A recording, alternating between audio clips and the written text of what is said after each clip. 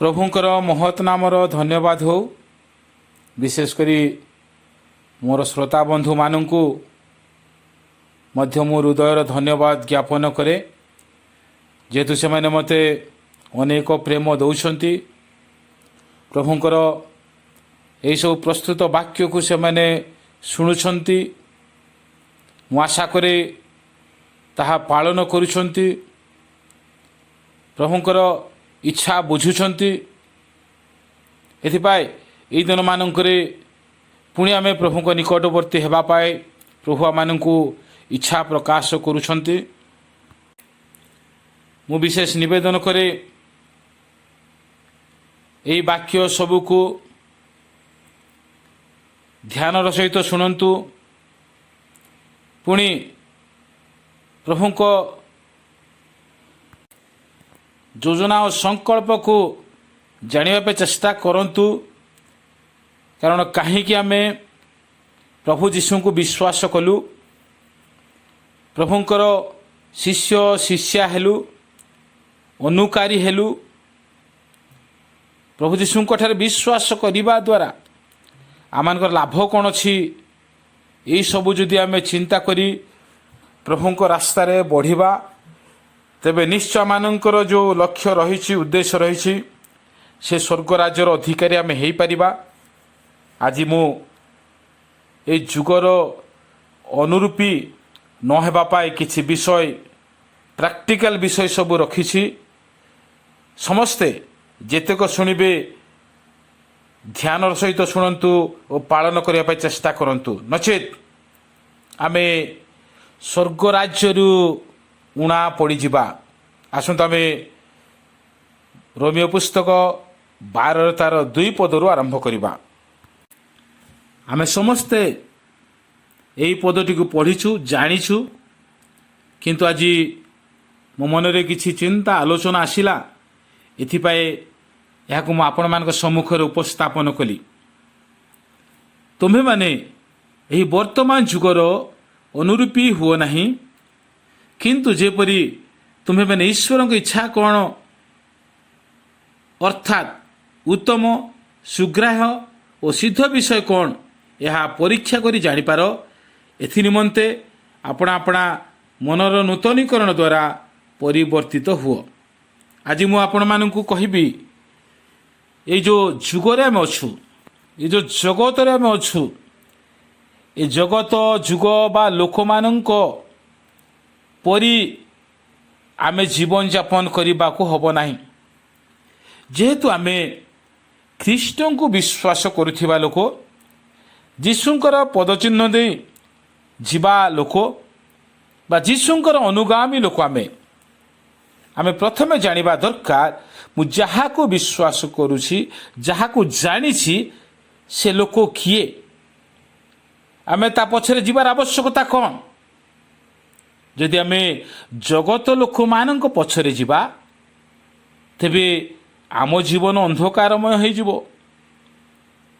इथे एक सुंदर कथा अच्छी सबू तो मुझे कहीपरि ना केवल आमे अनुरूपी विषय आलोचना करवा तापर लिखाला जदि आमे ईश्वर को इच्छा बुझा तेबे से मानू उत्तम कौन सुग्राह्य कौन सिद्ध विषय कौन से आमको जनइबे यह आम जदि परीक्षा करवा तेबे मध्य आम जापर किंतु एत सब तो आम मध्य नहीं ना।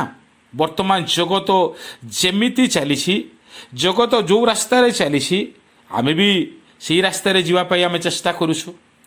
जदि जड़े लोक किसी गोटे उत्तम कार्य करिकी चली आमे भी चाहूँ उत्तम कार्य करवा किसी गोटे लोक जगत संपत्तिशाली होउछि कि ता जीवन से उन्नति होइछि आमे भी चाहूँ तापरी हेबा किंतु आज मु कहबी प्रिय प्रभुंक लोक माने मु देखि पारुछि जे अनेक ख्रीस्टियन माने आज विजातीय मानकर रीति अनुसरण करुछंती ख्रीष्टों को आज्ञारू विमुख होई अधर्मर आचरण को आपणाउछंती तेबे यह केते दूर प्रभुंक संतोषजनक ताहा हमें बुझिबा दरकार परीक्षा करी बुझिबा दरकार। प्रभु ए सबरे खुशी होउछंती कि प्रभु ए सबरे आम श्रद्धा हुअंती कि कारण ଏସବୁ ବିଷୟ ଦେଖିଲେ ଯଦିଓ ପାଳକମାନଙ୍କୁ ଭଲ ଲାଗେ ନାହିଁ, ତେବେ ପ୍ରଭୁଙ୍କୁ କେମିତି ଭଲ ଲାଗୁଥିବ ଥରେ କେବେ ଆମେ ଚିନ୍ତା କରିଛେ କି? ଆମେ ଜଗତ ପଛରେ, ଜଗତର ଲୋକମାନଙ୍କ ପଛରେ, ହଁ ଆମେ ଜାଣିଛେ ଭଲ ବିଷୟକୁ ଆମେ ଅନୁସରଣ କରିଥାଉ, କିନ୍ତୁ ଯାହା ପ୍ରଭୁଙ୍କର ଇଚ୍ଛା ବିରୋଧ ଏପରି କାର୍ଯ୍ୟ ବି ଆମେ କରୁଛେ। ପ୍ରିୟ ଲୋକମାନେ, ଆମ ଖ୍ରୀଷ୍ଟ ଧର୍ମରେ ଯୀଶୁଖ୍ରୀଷ୍ଟ ଯାହାମାନଙ୍କୁ ଶିକ୍ଷା ଦେଲେ, ବାଇବେଲ ଯାହା କହୁଛି ତଦନୁସାରେ ଆମେ ବଞ୍ଚିବା କଥା, ତେବେ ଯାଇ ଆମେ ଠିକ୍ ସ୍ଥାନରେ ପହଞ୍ଚି ପାରିବା। କିନ୍ତୁ ମୋତେ କହିବା ପାଇଁ ବି ଭଲ ଲାଗେନି, କିନ୍ତୁ ବାଧ୍ୟ ହୋଇକି କହିବାକୁ ଆଜି ବାକ୍ୟଟିକୁ ମୁଁ ତିଆରି କଲି। ଆମ ଖ୍ରୀଷ୍ଟ ସମାଜରେ ଦେଖିପାରୁଛି ମୁଁ ଅନେକ ଖ୍ରୀଷ୍ଟିଆନ ଲୋକମାନେ, ସେମାନେ ହୋଲି ଖେଳୁଛନ୍ତି, ରାକ୍ଷୀ ବାନ୍ଧୁଛନ୍ତି, ଦୀପାବଳି ମାନୁଛନ୍ତି, ପୁଣି ଆଜିକାଲି ଦେଖିବାକୁ ପାରୁଛି ଅନେକ ପ୍ରଭୁପ୍ରିୟ ମା ମାନେ ମଙ୍ଗଳସୂତ୍ର ମଧ୍ୟ ପିନ୍ଧୁଛନ୍ତି। ଆଜ୍ଞା, ଯାହା ଆମ ବାଇବେଲ ଭିତ୍ତିକ ନାହିଁ, ଯାହା ଖ୍ରୀଷ୍ଟିଆନ ମାନଙ୍କର ଆଚରଣ ନୁହେଁ, ଏସବୁ କେମିତି ଆମ ଲୋକମାନଙ୍କ ମଧ୍ୟକୁ ଆସିଲା? କିଏ ସବୁ ବୁଦ୍ଧି ଦେଲା? ବିଜାତୀୟମାନଙ୍କର କର୍ମକୁ ଆମେ ସବୁ ଆପଣେଇବା କେତେ ଦୂର ଠିକ୍ ଅଟେ? ପୁଣି ଆଜିକାଲି ମୁଁ ଦେଖୁଛି ମେହେନ୍ଦୀ ରସମ, ହଳଦୀ ରସମ, ଖ୍ରୀଷ୍ଟ ସମାଜ କେଡ଼େ ଖୁସିର କଥା। ସତରେ ବାକ୍ୟରେ ଅଛି, ପାଳନ କରୁଛୁ ବୋଲି ଭାବୁଛନ୍ତି ବୋଧେ। ମୁଁ କହିବାକୁ ଚାହେଁ, କେତେକ ୟୁଟ୍ୟୁବର ମାନଙ୍କୁ ମୁଁ ବ୍ୟକ୍ତିଗତ ମେସେଜ ବି କଲି, ଆଜ୍ଞା ମାନେ ଆପଣମାନେ ଏସବୁ ବିଷୟକୁ ଆଗକୁ ବଢ଼ିବାକୁ ଦିଅନ୍ତୁ ନାହିଁ, ଏହା ଖ୍ରୀଷ୍ଟଙ୍କର ଇଚ୍ଛା ବିରୋଧ। ଧୀରେ ଧୀରେ ଆମ ଖ୍ରୀଷ୍ଟ ସମାଜରେ ଏହା ବଢ଼ିବାକୁ ଦିଅନ୍ତୁ ନାହିଁ। ଆଜ୍ଞା, କିଏ କାହା କଥା ଶୁଣିବା? ଆଜ୍ଞା, ସେମାନଙ୍କୁ କିଛି ପଇସା ମିଳିଲେ ତ ହେଲା ନା, ଯୀଶୁ ଖୁସି ହୁଅନ୍ତୁ କି ନାହିଁ, କିଛି ପଇସା ମିଳିବ ତାଙ୍କୁ ଭିଡ଼ିଓକୁ ସେୟାର କଲେ, କିନ୍ତୁ ପ୍ରଭୁ ଏଥିର ହିସାବ ମାଗିବେ। ମନେ ରଖନ୍ତୁ, ପ୍ରଭୁ ଆମକୁ ଯାହା ଶିଖାନ୍ତି ତଦନୁସାରେ ଆମେ ଯଦି ଚାଲିବା, ସେ ଖୁସି ହୁଅନ୍ତି। କିନ୍ତୁ ଆମେ ଅନେକ ଲୋକ ବର୍ତ୍ତମାନ ଯୁଗର ଅନୁରୂପୀ ହେଉଛୁ। ବର୍ତ୍ତମାନ ଜଗତରେ ଲୋକେ ଯାହା କରୁଛନ୍ତି ତାକୁ ଆମେ କରିବା ପାଇଁ ଯାଉଛୁ। ଏଫେସ ପୁସ୍ତକ ତାର 4:17 ଟିକେ ପଢ଼ିବା।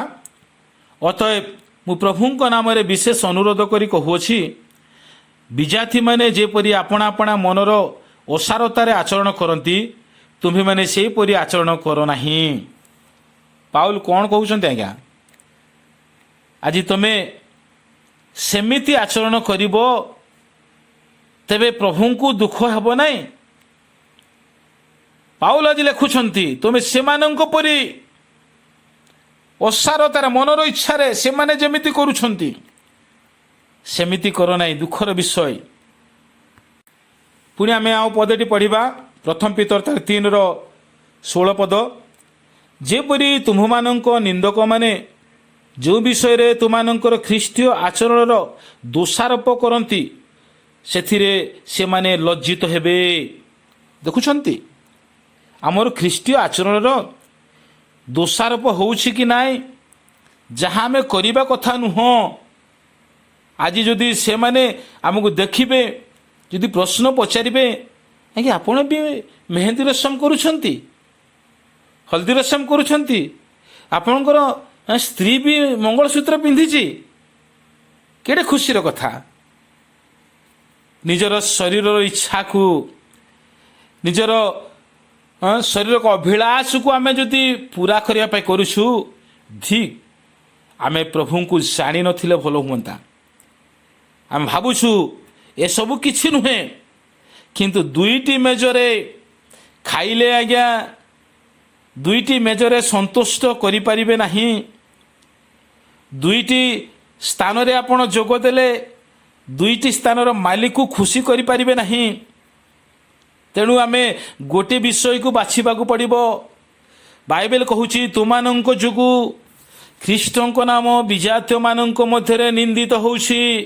आज आम ख्रीष्टियान बोली कही जेमिति कार्य करुछु एथिपाय प्रभु अनेक समय से निंदित होउछन्ति दुख प्रकाश करुछन्ति।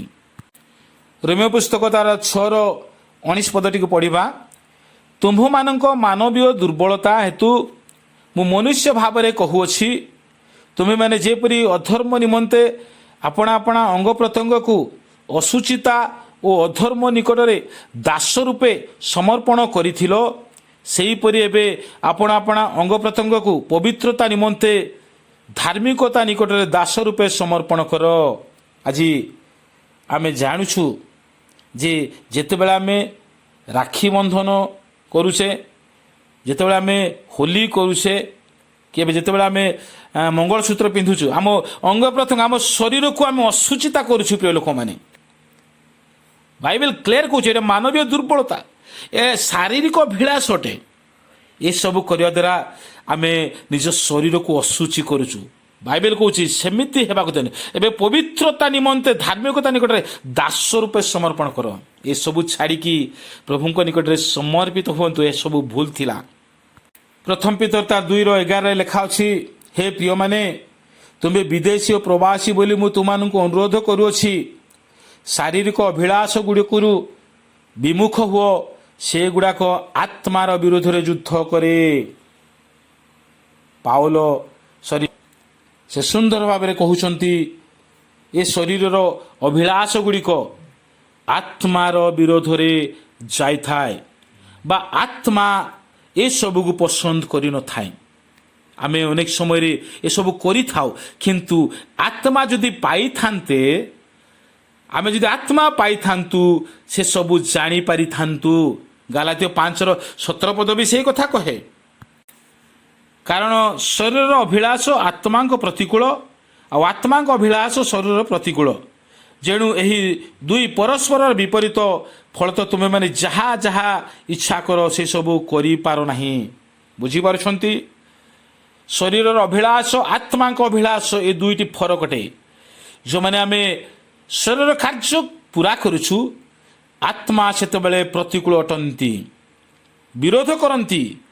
तेणु आत्मिक लोक बुझीपारे ए सबू शरीर लोक बुझीपारे ना से तो एंजॉय बोली भावुंट खुशी करुछंती आनंद करुछंती किंतु प्रभु को खुशी करने चाहू नाहांती। जहाँ प्रथम जन 2:16 पद लिखाला कारण शारीरिक अभिलाष चक्षुर अभिलाष और लौकिक गर्व संसार थिबा ए समस्त विषय पितांको ठारू नुहे मात्र संसार उत्पन्न होई थाए। मन रखंतु ए सब पितांको ठारू नुहे ए सब संसार विषय प्रभु चाहती नाई। ता तले 17 पद भी सुंदर कथा लिखा है पुणी संसार और से अभिलाष अनित्य मात्र जे ईश्वर की इच्छा पालन करे से नित्य स्थायी।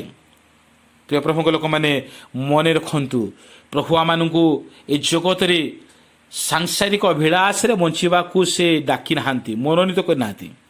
आमको आत्मिक भाव में बंचीबा पाए एक आत्मिक राज्य को नेबा पाई से आमको बाछिछंती। आम जदि जगतर लोक जगत रहिबा पाए तेबे करंतु आज्ञा एंजॉय करंतु।